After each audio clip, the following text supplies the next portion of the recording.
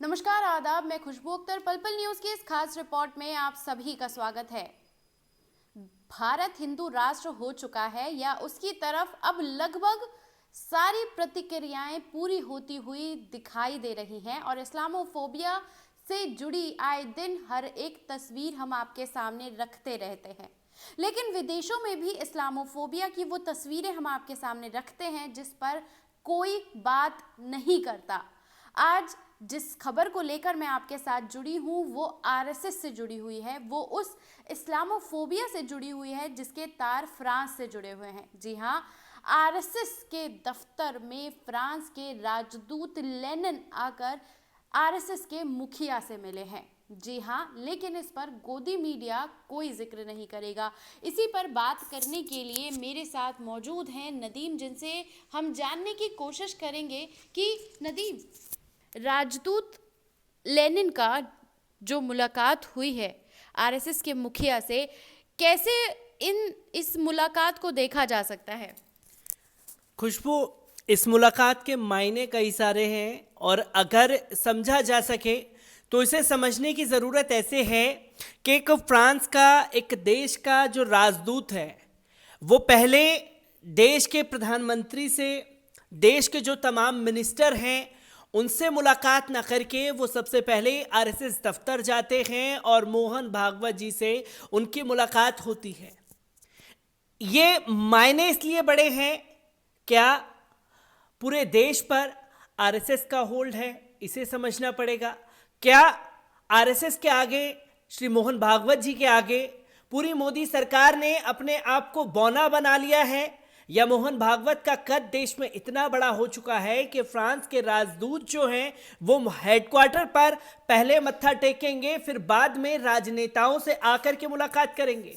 और इसलिए ये मायने बड़े हैं क्योंकि एक शेम की भी बात है कि भारत देश में तमाम चीज़ें हैं, तमाम जगह पर जाने की बातें हो सकती थी, देश के प्रधानमंत्री से मुलाकात हो सकती थी। चलिए, एक देश के राजदूत से हमारे देश के प्रधानमंत्री नहीं मिल सकते?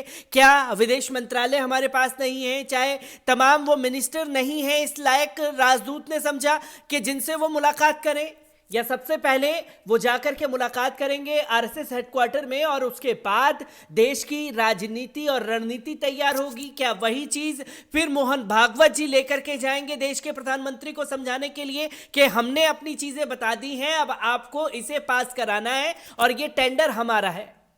तो इसके मायने इस तरीके से समझे जा सकते हैं क्योंकि फ्रांस कोई छोटा मोटा देश नहीं है, भारत देश कोई छोटा मोटा देश नहीं है, या देश का प्रधानमंत्री कोई छोटा मोटी चीज नहीं है जिससे ना मिलने के बजाय सबसे पहले आरएसएस हेडक्वार्टर, ये दर्शाता है फ्रांस के राजदूत का वहां जाना कि मोहन भागवत जी का कद देश में कितना बड़ा है और मोदी सरकार क्यों बौनी हर बार इनके सामने साबित होती है।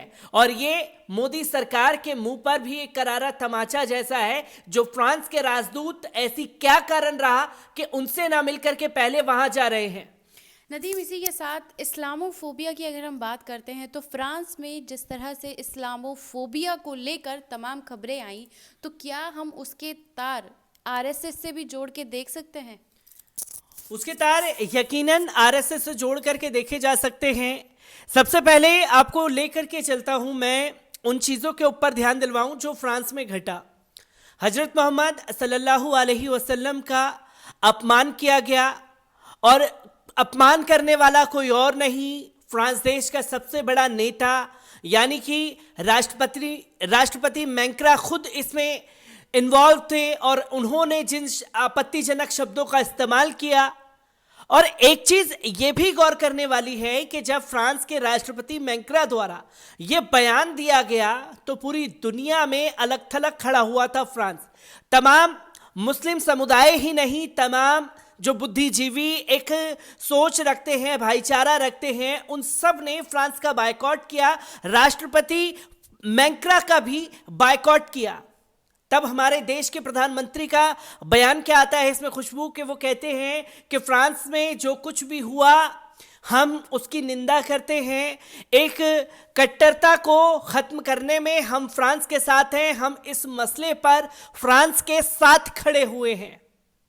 अब इसके मायने ये भी निकाले जा सकते हैं कि ये जो बयान उस समय में देश के प्रधानमंत्री ने दिया, क्या ये आरएसएस हेडक्वार्टर की तरफ से उन्हें फरमान गया था कि आपको जो फ्रांस में हुआ है ये हमारा कंटेंट है, इस पर आपको अपनी जुबान नहीं खोलनी है, आपको जो हमने कहा है उतना ही कहना है। एक मायने ये निकलते हैं।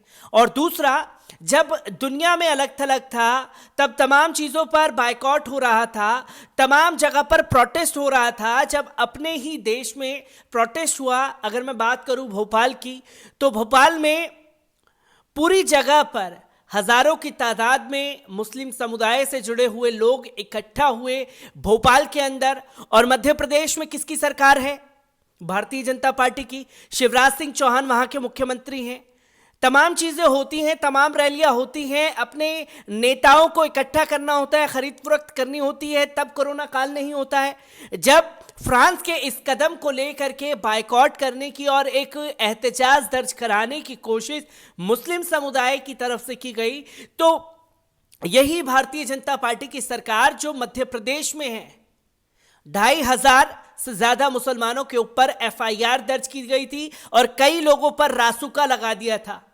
इसके मायने यहां भी निकल करके आते हैं कि जो शिवराज सिंह चौहान ने ये स्टेप उठाया, क्या इसके पीछे आरएसएस था? क्या आरएसएस ने साफ तौर पर कह दिया था कि देश में जो फ्रांस के खिलाफ हुआ, अगर प्रोटेस्ट करने के लिए कोई भी उतरे तो आपको एक कट्टर हिंदूवादी सोच बनानी है, जिसको लेकर के देश ही नहीं दुनिया में इस्लामोफोबिया फैले।